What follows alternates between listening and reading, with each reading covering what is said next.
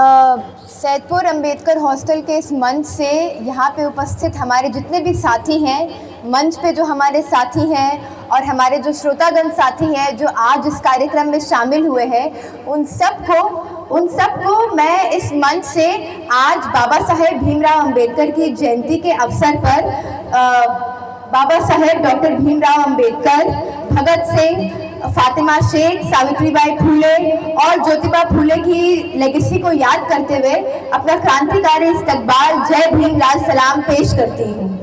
साथियों, आज जो हम यहाँ जुटे हैं, आज देश के संविधान निर्माता डॉक्टर भीमराव अंबेडकर की जयंती है। कल बीपी मंडल की पुण्यतिथि थी और 11 तारीख को ज्योतिबा फूले की जयंती थी। इन सभी सामाजिक न्याय आंदोलन के आइकन्स को जब हम याद करते हैं, जब हम उनकी जयंती मनाते हैं, उनकी पुण्यतिथि मनाते हैं, तो ये भी समझना बहुत ज़रूरी है कि आज हम जिस मुकाम पर खड़े हैं, जिस दौराहे पे खड़े हैं, वो देश में सामाजिक न्याय आंदोलन का एक नया रास्ता गढ़ रहा है। आज हम एक नए चौराहे पे खड़े हैं सामाजिक न्याय आंदोलन के, और आगे जो इस मोर्चे को बढ़ाना है, उसको बढ़ाने की जिम्मेदारी हमारी है। और हम इन तमाम चेहरों को, तमाम विचारधाराओं को याद करते हुए, इनसे सीख लेते हुए आगे इस आंदोलन को बढ़ाएंगे। साथियों, जब हम इस सामाजिक न्याय आंदोलन की बात करते हैं तो हम देखते हैं कि देश में कैसे लगातार कैंपसों में, क्योंकि मैं खुद एक छात्र हूँ, पटना यूनिवर्सिटी में पढ़ती हूँ, तो हम देखते हैं कि कैसे लगातार कैंपसों में जातिगत भेदभाव या अलग अलग चीजों के आधार पर भेदभाव होता आ रहा है छात्रों के साथ। हम देखते हैं कि रोहित वेमुला जो हैदराबाद सेंट्रल यूनिवर्सिटी में पढ़ते थे, उनकी यूनिवर्सिटी ने, प्रशासन ने संस्थागत हत्या कर दी। पायल तड़वी एक और ऐसी छात्र थी जिनकी इसी तरह से, उनकी जाति की वजह से संस्थागत हत्या की गई। अभी हमारे पास हाल के दिनों में आया हुआ एक उदाहरण है नितिन राज का, जिनकी इसी तरह से संस्थागत हत्या की गई। और ये रोहित वेमुला की माँ राधिका वेमुला, इसी पायल तड़वी की माँ आबिदा तड़वी लगातार सुप्रीम कोर्ट में एक लड़ाई लड़ती आ रही है अपने अपने बच्चों को इंसाफ दिलाने के लिए। और इसी लड़ाई का नतीजा था कि सुप्रीम कोर्ट ने यूनिवर्सिटी ग्रांट्स कमीशन को ये आदेश दिया कि आप जाइए और एक रिपोर्ट तैयार करिए कि आखिर देश के कैंपसों में जातिगत भेदभाव हो रहा है कि नहीं हो रहा है तो कितना हो रहा है। और ये यूनिवर्सिटी ग्रांट्स कमीशन एक रिपोर्ट लेके आती है कि देश भर के कैंपस में जाति के आधार पर, लिंग के आधार पर, नस्ल के आधार पर, समुदाय के आधार पर और डिसेबिलिटी के आधार पर जितना भेदभाव अब तक होता आ रहा था, उससे 118% ज्यादा अब ये भेदभाव बढ़ गया है। और इन आंकड़ों के आधार पर यूजीसी कुछ गाइडलाइंस लाती है, कुछ इक्विटी विनियम लाती है, और इसके लाते ही हम देखते हैं कि देश का कुछ 10%, 15% सड़कों पर उतर जाता है, थोड़ी बहुत पहलकदमी दिखाता है, थोड़े बहुत वीडियो बनाता है, और इस देश की सवर्ण मानसिकता की, सवर्ण वर्चस्व की जो मीडिया है, जो गोदी मीडिया है, ब्राह्मणवादी, मनुवादी मीडिया है, वो इन वीडियोस को इतना चलाती है कि देश में हाहाकार मच गया है, देश में हड़कंप मच गया है, बहुत बड़ा आंदोलन हो रहा है। यूजीसी एक काला कानून है, उसको रोकने के लिए लोग सड़कों पर पहलकदमी दिखा रहे हैं। और तुरंत ये जो सुप्रीम कोर्ट है, इस देश की जो न्यायपालिका है, जिसको बाबा साहेब अम्बेडकर का संविधान ये ड्यूटी देता है कि आप छात्रों के हित में, आप जनता के हित में, आप बहुजन समाज के हित में, आप महिलाओं के हित में फैसला सुनाइए, आप इस देश की सत्ता को चेक करिए, वो इसी देश की भाजपा आरएसएस की ब्राह्मणवादी, मनुवादी सत्ता का टूल बन जाता है और इस पर स्टे लगा देता है। उसके बाद हम देखते हैं कि लगातार छात्र सड़कों पर पहलकदमी दिखाते हैं। हमारे अपने राज्य बिहार में, हमारे अपने शहर पटना में, हमारी अपनी यूनिवर्सिटी पटना यूनिवर्सिटी के छात्र लगातार सड़कों पर उतरते हैं, कभी मार्च निकालते हैं, कभी नारे लगाते हैं, कभी मशाल जुलूस करते हैं, कभी विधानसभा को घेरते हैं, पुलिस की लाठी डंडे खाते हैं, डिटेन होते हैं, लेकिन फिर भी जो जज्बा है बाबा साहेब भीमराव अंबेडकर की परंपरा का, ज्योतिबा फूले, फातिमा शेख, सावित्रीबाई फूले की लेगेसी का, उसको मरने नहीं देते हैं, अपने हकों के लिए लगातार पहलकदमी दिखाते रहते हैं। लेकिन इस देश की जो साजिशकारी भाजपा आरएसएस की सरकार है, उसके षड्यंत्र का आप स्तर देखिए कि जो सुनवाई होने वाली थी 19 तारीख को सुप्रीम कोर्ट में, उस दिन यूजीसी के केस की लिस्टिंग ही नहीं की गई और उसको आगे बढ़ा दिया गया। इसी तरह से ये अपने जो टूल है उसको यूज करते हैं, कभी स्टे लगा देते हैं, कभी लिस्टिंग नहीं करते, कभी खारिज कर देते हैं। और कल 15 तारीख को इसकी सुनवाई का अगला दिन रखा गया है। तो साथियों, हमको अपने स्तर पर संगठित होना है, अपनी पहलकदमी, अपनी संख्या दिखानी है कि कल जो इस देश की न्यायपालिका जो सुप्रीम कोर्ट है उसका इम्तिहान है कि क्या वो छात्रों के हित में, कैंपस के हित में, बहुजन समाज के छात्रों के लिए, महिलाओं की शिक्षा के लिए एक फैसला सुना पाती है, या क्या ये कल फिर से सिद्ध कर देगी कि ये इसी भाजपा आरएसएस की ब्राह्मणवादी मनुवादी सरकार का एक टूल है और अब इसने देश में अपना काम करना बंद कर दिया है। साथियों, ये जो 10-15% है देश का जो ब्राह्मणवादी मनुवादी है, जो लगातार कहता है कि हमें इस गाइडलाइन का विरोध है क्योंकि इसके आने से हमारे साथ रिवर्स कास्टिज्म हो जाएगा, हमारे साथ भेदभाव होगा, हम पर झूठे केस होंगे। ये समझना जरूरी है कि इनका डर रिवर्स कास्टिज्म से नहीं है, इनका डर झूठे मुकदमों से नहीं है, इनका डर है कि आम रोजमर्रा की जिंदगी में कैंपस में जो ये जातिगत भेदभाव करते हैं, जो ये जाति सूचक शब्द बोलते हैं, जो ये सेक्सिस्ट रिमार्क, स्त्री विरोधी रिमार्क पास करते हैं, जो ये इस्लामोफोबिया करते हैं, जो ये किसी के समुदाय के आधार पर, किसी की ज्योग्राफिकल लोकेशन के आधार पर, किसी के डिसेबिलिटी के आधार पर उनके साथ रैगिंग करते हैं, वो रुक जाएगा। वो करने का बेलगाम हक जो इन्होंने अपने आप को दिया हुआ है वो इनसे छिन जाएगा। साथियों, अभी आज जो कार्यक्रम हमारी यूनिवर्सिटी के कई हॉस्टल में ऑर्गेनाइज हुए हैं, इससे पहले हम गवर्नमेंट वेलफेयर हॉस्टल में गए हुए थे, अभी हम सैदपुर अंबेडकर हॉस्टल में हैं। इसके कुछ दिन पहले हम देखते हैं कि बिहार सरकार द्वारा ये एक नोटिस जारी होता है कि वेलफेयर हॉस्टल में रह रहे जो छात्र हैं, अगर वो अंबेडकर जयंती के दिन ऑर्गेनाइज किए गए सरकारी कार्यक्रमों में नहीं आएंगे तो उनका नाम हॉस्टल से काट दिया जाएगा।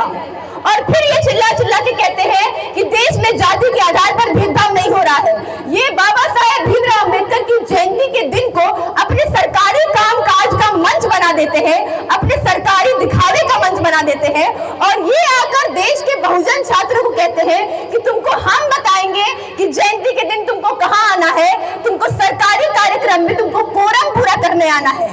तुम्हारी जो परंपरा रही है अपने हॉस्टलों में इस कार्यक्रम को मनाने की, जो एक बहुत ही रैडिकल परंपरा रही है, एक एंटी एस्टैब्लिशमेंट परंपरा रही है कि छात्र की जयंती अपने हिसाब से बनाए, अपने हिसाब से देखे कि कौन वक्ता होगा, कौन आएगा, उसको ये सरकारी कार्यक्रम बनाना चाहते हैं। और फिर ये कहते हैं कि देश में छात्रों के लिए पूरी तरह से आजादी है। साथियों,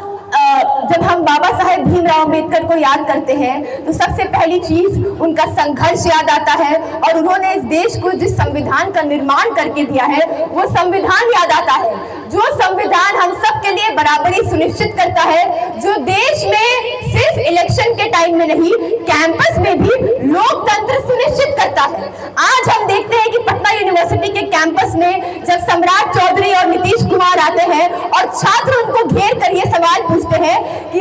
कि मुख्यमंत्री, गृह मंत्री, शिक्षा मंत्री ये जवाब दें कि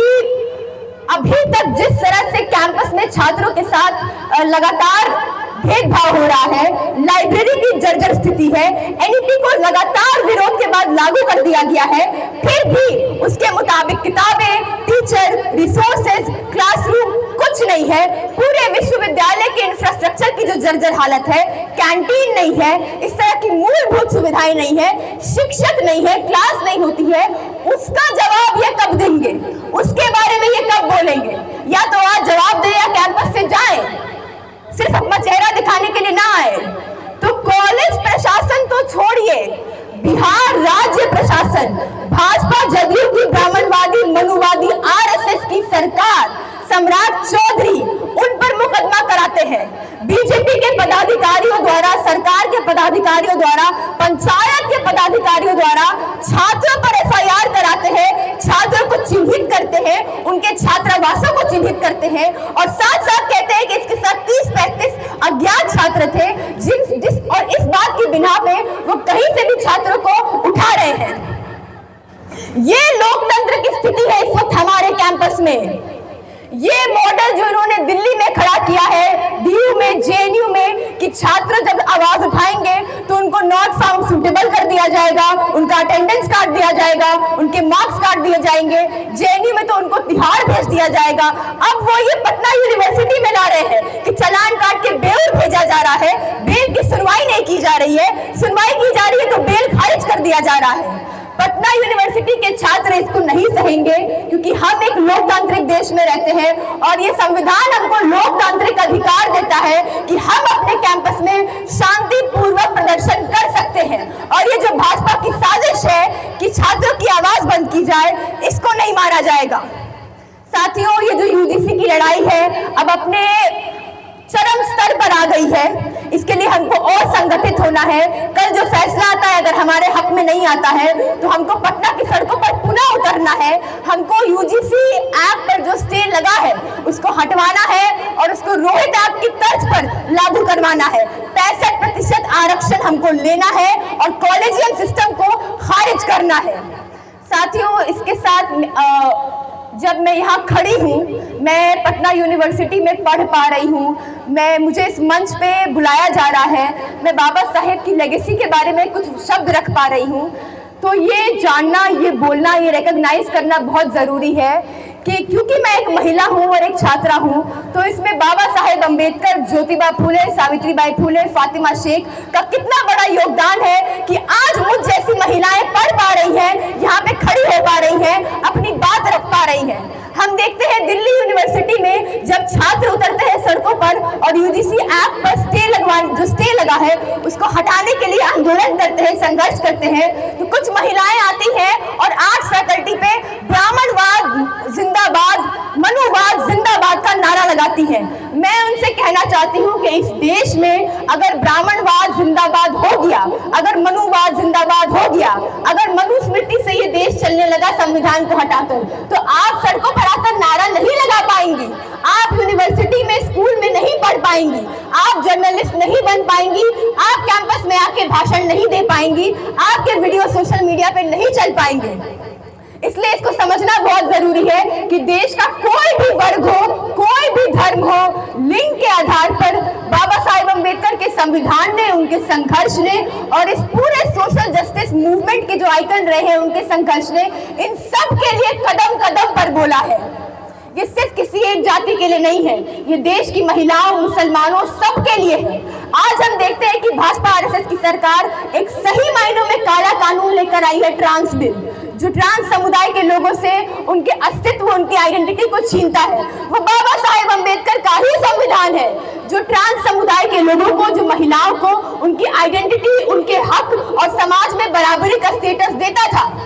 आज वो यहाँ आए हैं, कल वो महिलाओं का हक छीनेंगे मनुस्मृति लागू करके, फिर वो ओबीसी के पास आएंगे, फिर वो लगातार इस तरह से मुसलमानों पे जो बुलडोजर राज चला रहे हैं उसको और तेज करेंगे और कैंपस में तो वो छात्रों की आवाज दबाने की कोशिश कर ही रहे हैं। इसलिए क्योंकि मैं खुद एक छात्र हूँ तो मैं बार बार अपने छात्र युवा साथियों को, अपनी महिला साथियों को ये याद दिलाना चाहती हूँ कि जब बाबा साहेब अम्बेडकर कहते हैं कि शिक्षित करो, संघर्ष करो और संगठित हो, तो वो सिर्फ ये नहीं कह रहे हैं कि आप पढ़ लीजिए, लिख लीजिए, आगे बढ़ जाइए। आप इस संघर्ष में और संगठित होइए और लोगों को और शिक्षित और संगठित करिए, क्योंकि कल वो किसी और के पास आए हैं, आज वो हमारे पास ही आएंगे। हम कहते हैं कि ईरान और फिलिस्तीन की बात मत करो, लेकिन आज जब अमेरिका इजराइल के साम्राज्यवादी गठजोड़ ने ईरान पर हमला किया तो गैस की लाइन में कौन लगा है? देश के पूंजीवादी तो नहीं लगे हैं, देश के पूंजीपति तो नहीं लगे हैं, देश के upper class, elite, upper caste, सवर्ण लोग तो नहीं लगे हैं। सड़कों पर, हाईवे पर दलित महिलाएं लाइन लगाकर धूप में सड़ रही हैं एलपीजी गैस के लिए। इसलिए जब इस तरह का दमन किसी एक वर्ग पे होता है तो अगला नंबर हमारा ही होता है। इसलिए हमें संगठित होने की बहुत ज़रूरत है। बाबा साहेब अम्बेडकर के विचारों को मैं उम्मीद करती हूँ कि हम सब पढ़ेंगे, एक दूसरे को यूनिवर्सिटी में पढ़ाएंगे, अपने हॉस्टलों में पढ़ाएंगे और इसी तरह से इस विरासत को, इस परंपरा को जारी रखेंगे। इसके साथ समय का अभाव है, इसलिए मैं अपनी बातों को ख़त्म करती हूँ। एक बार फिर से आप सबको कहती हूँ, मेरा क्रांतिकारी इस्तकबाल पेश करती हूँ। जय भीम, लाल सलाम, इनकलाब जिंदाबाद। बहुत बहुत धन्यवाद।